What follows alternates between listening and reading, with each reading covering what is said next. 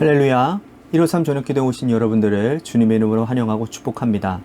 오늘도 무더운 날씨 가운데 여러분 하루 가운데 승리하셨습니까? 승리하여 이 자리에 나와 기도하는 줄로 믿습니다. 무더운 날씨 가운데 여러분들 강건하시고요. 더 무더운 날씨 가운데서도 이렇게 하나님 앞에 기도의 자리를 사모하셔서 하나님의 놀라운 은혜를 경험하고 그래서 날로 우리의 신앙도 뜨거워지는 그러한 계기가 되었으면 좋겠습니다. 귀한 오늘 말씀을 먼저 받들도록 하겠습니다.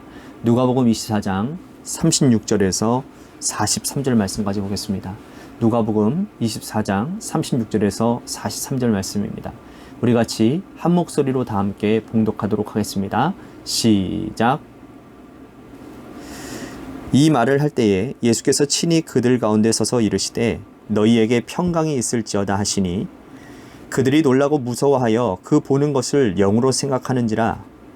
예수께서 이르시되 어찌하여 두려워하며 어찌하여 마음에 의심이 일어나느냐. 내 손과 발을 보고 나인 줄 알라. 또 나를 만져보라. 영은 살과 뼈가 없으되 너희 보는 바와 같이 나는 있느니라.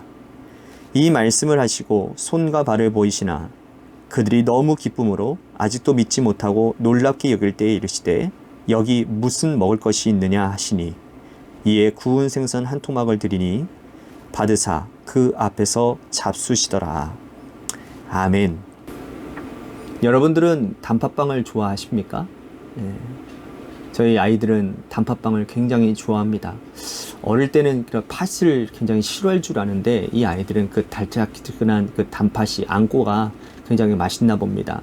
여러분들도 아시겠지만 단팥빵은 밀가루 반죽과 달콤한 그런 팥 앙금이 앙금으로 만들어진 빵 아닙니까? 붕어빵도 마찬가지죠. 밀가루 반죽만으로는 붕어빵이라고 말하지 않습니다. 그죠? 그 안에 단팥이 들어가야 됩니다. 팥 앙금만으로는 여러분들 빵이라고 말하지 않습니다. 그죠? 두 가지가 함께 있을 때에 빵이라고 말을 해요. 김밥도 마찬가지입니다. 김, 그리고 밥, 그리고 그 안에 들어가는 각종 재료들을 우리는 김밥이라고 얘기를 합니다. 재료가 흩어져 있을 때에는 이걸 김밥이라고 부르지 않죠. 여러분, 세상의 모든 것들은 이처럼 조화를 이루고 그 근본을 이룬다는 겁니다. 조화가 근본을 이룬다는 거예요. 모든 것이 완전한 조화를 이룰 때에 우리는 그 물건을 또 음식으로 불러준다는 거죠. 사물이 조화를 이루어야 이름을 가진다고 한다면 사람은 언제 진정한 사람이라고 불려질 수 있을까요? 영혼만 있어도 사람이라 할 수 없고 육체만 있어도 사람이라고 부르지 않습니다. 하나님이 사람을 창조하실 때 흙으로 형체를 만드시고 코에 생기를 불어넣어 생명이 되게 하시죠. 그때 이후로 사람은 육체와 영혼이 조화를 이루어 공존하는 존재가 되는 것입니다. 이렇게 된 존재를 우리는 사람이라고 불러요. 이것이 사람의 창조이고 존재 양식이라면 죽음은 영혼과 육체의 분리가 되는 거죠. 영혼과 육체가 분리되면 그때부터 우리는 사람이라고 부르지 않습니다. 이런 견지에서 볼 때에 주님의 부활을 우리는 어떻게 받아들여야 될까요? 주님의 부활은 영의 부활입니까? 아니면 육체의 부활입니까? 아니면 영과 육체가 함께 부활하는 것입니까? 오늘 본문 말씀은 예수님의 부활은 영과 육체가 동시에 부활한 완전한 부활임을 알려주고 계십니다. 36절 말씀 보겠습니다. 이 말을 할 때에 예수께서 친히 그들 가운데 서서 이르시되 너희에게 평강이 있을지어다 하시니 제자들은 예수님께서 십자가에 달려 돌아가신 후에 부활의 아침까지 두려워서 모인 곳에서 문을 닫고 있었습니다. 밤이 되면 불빛을 밖에 새어날까봐 밖에 불도 켜지 못한 채 두려움에 떨고 있었어요. 그들도 예수님처럼 체포되어져서 십자가에 달려 죽을까봐 두려워했던 것이죠. 그런데 부활하신 예수님이 제자들에게 나타나셔서 하시는 첫 번째 말씀이 뭐냐? 너희에게 평강이 있을지어다 였습니다. 여기서 말하는 이 평강이라고 하는 헬라어는 에이레네라는 단어거든요. 에이레네는 이 구약의 언어인 히브리어로 샬롬입니다. 샬롬. 에이레네, 샬롬. 일상적인 근대 평화가 아니에요. 거짓된 평화, 위선된 평화, 가짜 평화가 아닙니다. 이 샬롬과 에이레네는 완전한 평화를 얘기하는 거예요. 지금 예수님께서 누리는 평강의 상태가 완전한 평화 상태라는 거예요. 자, 주님은 모진 채찍을 다 견뎌내셨습니다. 그리고 십자가에 달려 돌아가셨죠. 십자가에서 6시간 동안 손과 발에 못이 들어가고 또 허리에 창이 들어갔습니다.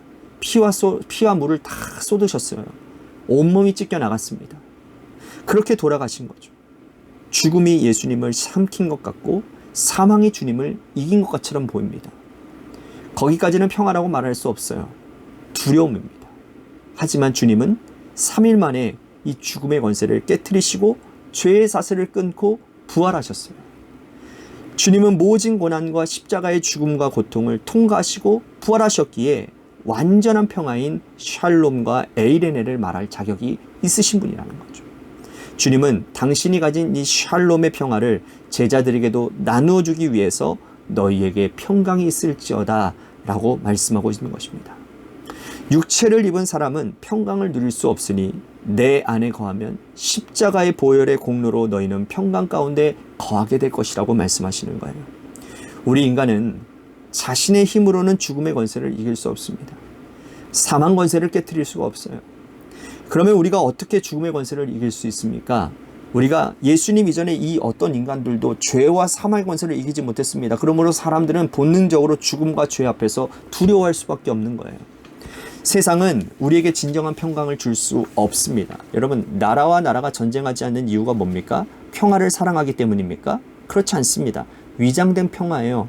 서로가 핵을 가지고 있기 때문에 핵을 터뜨리면 상대도 죽고 나도 죽기 때문에 그러한 긴장 가운데서 위선된 평화, 가짜 평화를 위장하고 있다는 것이죠. 이것은 완전한 평화라고 말할 수 없는 것입니다. 때문에 우리는 세상은 우리들에게 진정한 평화를 주지 못하지만 사망 권세 이기신 주님께서는 완전한 샬롬의 평화를 우리에게 허락하시고 그것을 누릴 수 있게 해주셨다는 거예요.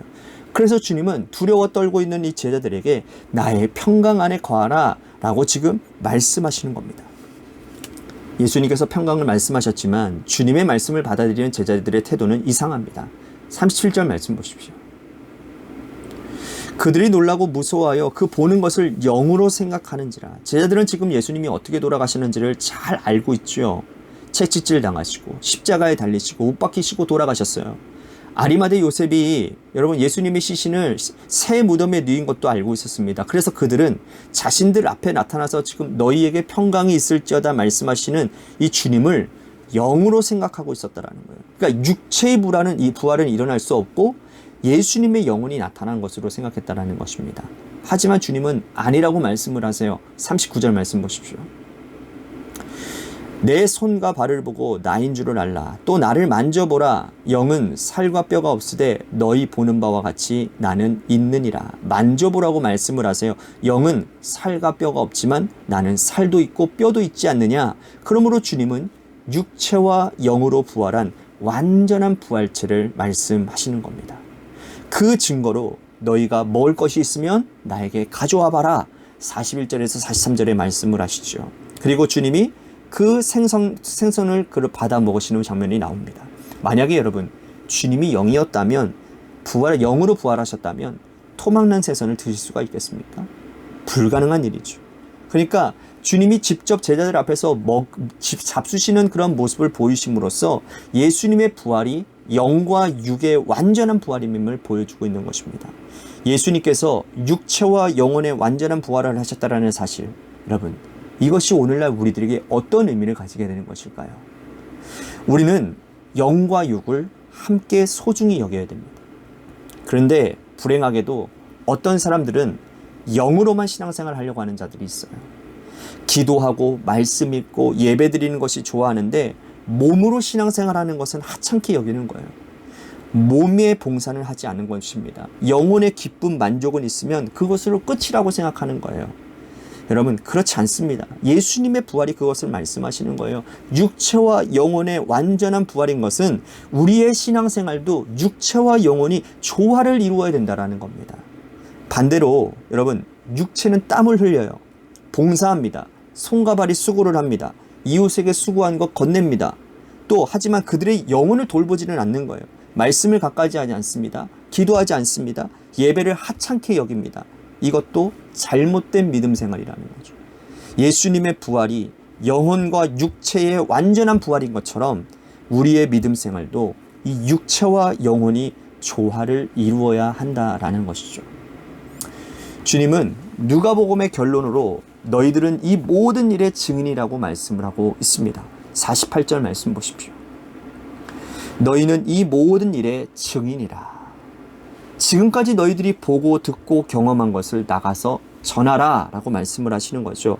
누가복음의 저자는 누가입니다. 누가는 이 데오빌로 각하에게 누가복음을 기록해서 보내줍니다.